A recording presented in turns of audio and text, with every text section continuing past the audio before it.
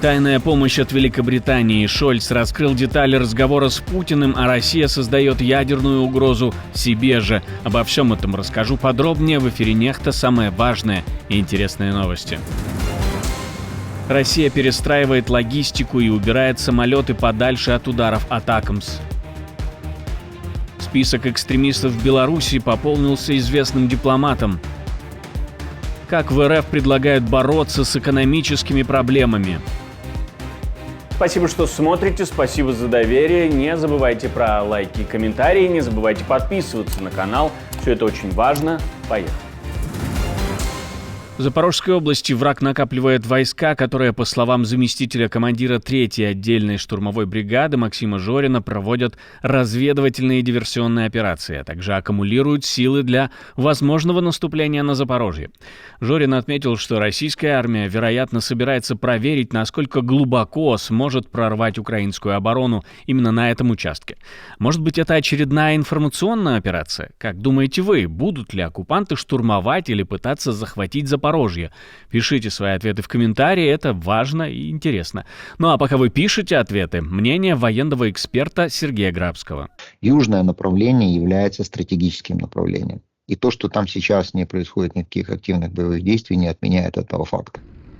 Нужно понимать, что именно на южном направлении решается судьба этой войны. И с российской точки зрения прорыв в сторону Запорожья и перенесение войны на правый берег Днепра является стратегической задачей.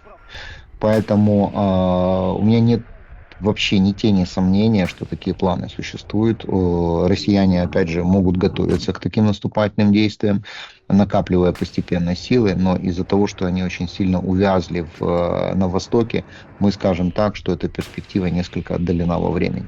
Хотя это не исключает вероятности проведения неких штурмовых действий, которые имеют своей целью прощупать линию обороны украинских сил, занять более выгодные тактические рубежи для того, чтобы в дальнейшем пробовать атаковать. Или же, как один из вариантов, мы можем рассматривать вариант такого ползучего наступления, как мы видим это на Востоке.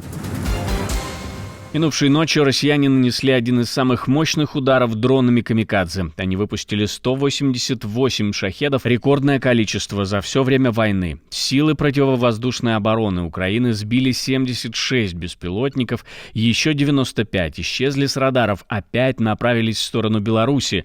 Кроме того, российская армия выпустила 4 баллистические ракеты «Искандер-М». Попадания фиксировали во многих украинских городах. В результате этих атак, к примеру, в Тернополе возникли серьезнейшие проблемы с электро- и водоснабжением. Российские удары были нацелены на критическую инфраструктуру города, что привело к перебоям с отоплением. Мэр Тернополя говорит, что все, кроме электроэнергии, удалось быстро восстановить.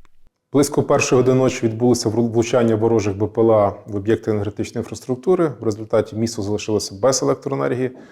Протягом ночі були проблеми з подачею води, роботи каналізації, теплопостачання, але я хочу подякувати, по-перше, енергетикам за те, що відпрацювали всю ніч і відновили частково подачу світла. Подякувати також комунальним службам, оскільки протягом ночі вдалося забезпечити роботу водопостачання, КНСок, а також котелень завдяки резервним генераторам. Великобритания тайно передала Украине десятки крылатых ракет Storm Shadow. Как сообщает агентство Bloomberg со ссылкой на источники, поставка состоялась впервые при новом премьер-министре Кире Стармере. Ракеты были отправлены несколько недель назад, когда у Украины закончились запасы вооружения дальнего радиуса действия. Вместе с тем, Осинт-аналитикам удалось выяснить, что Украина ударила ракетами «Атакамс» по аэродрому Курск-Восточный, расположенному недалеко от села Халина в Курской области. Если собрать все эти факты, то российские начальники должны уже перестраивать логистику и убирать с аэродромов самолеты. Но делают ли они это, мы спросили у военного эксперта. Куда будут направлены эти удары, мы посмотрим. Говорить, что после одного удара все, логистика срывается и начинает перемещаться, было бы несколько несправедливо. Потому что есть еще и ряд других мероприятий, которые позволяют и эксплуатировать данный объект, и минимизировать возможный ущерб от ударов, наносимых противником, то есть нами. Поэтому говорить о том, что после первого же налета россияне начинают перебрасывать куда-то свою авиацию, было бы несправедливо. Когда же мы сделаем ситуацию на поле боя нетерпимой для россиян, а нужно понимать так, что Россия при всей этой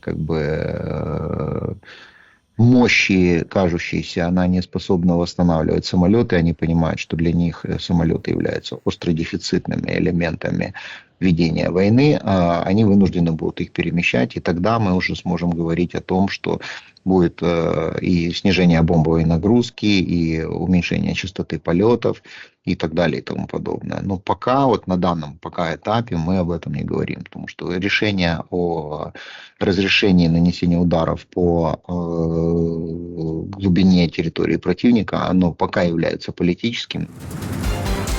США могут передать ядерное оружие Украине. Так считает британский эксперт по вопросам безопасности и обороны Николас Драмонд. Он считает, что в случае перемирия Россия будет перевооружаться, но и Украина тоже. Зеленский однажды может сказать: у нас есть ядерное оружие, и если вы на нас нападете, мы разбомбим Москву. Вы можете себе представить, что это будет означать для Путина? Это одна из причин, которая не позволит Путину выйти из любого мирного соглашения, которое не будет соответствовать его условиям. Эксперт считает, что это может стать козырем Трампа. Но это только мысль одного эксперта в британском издании, даже не в американском. Но на это уже реагируют все российские говорящие головы, как будто бы ждали этого сообщения. Вы знаете, даже у самой провокационной линии, нацеленной на эскалацию напряженности, есть такой крайне экстремистский фланг. Вот, наверное, такая точка зрения относится вот к этому крайнему экстремистскому флангу. Это абсолютно безответственное рассуждение людей, которые, наверное, плохо понимают и представляют себе реальность, и которые не чувствуют ни толики ответственности, выступая с такими заявлениями. Но мы видим, что все вот эти высказывания носят анонимный характер. Как вы думаете, собираются ли Штаты передавать Украине ядерное оружие? Пишите в комментарии, что думаете. В следующем выпуске озвучим самое интересное. Неприятный, но нужный разговор. Так канцлер Германии Олаф Шольц описал свой звонок Путину. В ходе беседы Шольц призвал Кремль вывести войска с территории Украины и подчеркнул, что Запад не прекратит поддержку Киева. Шольц объяснил Путину, что важно продолжать диалог, даже если он не приносит немедленного результата, ведь многие надеются на простые решения, которых не существует. В этот раз разговор тоже не был приятным, но вы должны разговаривать даже, чтобы услышать это. Потому что в этой стране есть люди, которые верят, что простой телефонный звонок принесет мир на следующий день. Конечно, это не так, но на самом деле все аргументы повторяются снова. И мне было ясно, что нужно повторить и свои. То есть, господин Путин, не рассчитывайте на это, не рассчитывайте, что мы уменьшим нашу поддержку. Вы должны найти выход из этой войны.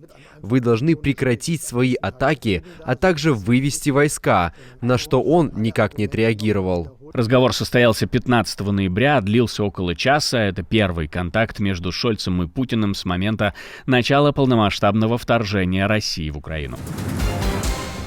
В РФ предлагают развивать экономику силой мысли. По крайней мере, не ждать изменения ключевой ставки, потому что мысли материальны. Почему все ждут повышения ставки? Не надо создавать каких-то дополнительных ожиданий таких. А знаете, когда думаешь много об этом, сбывается. Поэтому надо думать обратно. Хорошо, давайте я начну обратно думать, посмотрим, сбудется или нет. Легким движением руки россияне сами становятся виноватыми во всех экономических бедах и неудачах. Слишком много думали. Культ боярышника уходит, приходит культ орешника. Депутаты Госдумы начинают креативить, и не всегда это получается. В ход идут рецепты из 90-х. Что в такой футболке ходить? А можно немножко приоткрыть костюм немножечко, чтобы крепкий орех? О, супер! Но этот креатив всячески поддерживают коллеги и подбадривает начальство. Сергей Михайлович взял это тоже на флаг политический, поэтому хотелось бы, чтобы на это обратили внимание наши представители средств массовой информации. Вот как надо работать, коллеги из СМИ. Видите? Спасибо. Страничку в соцсети посла Литвы в Беларуси признали экстремистской.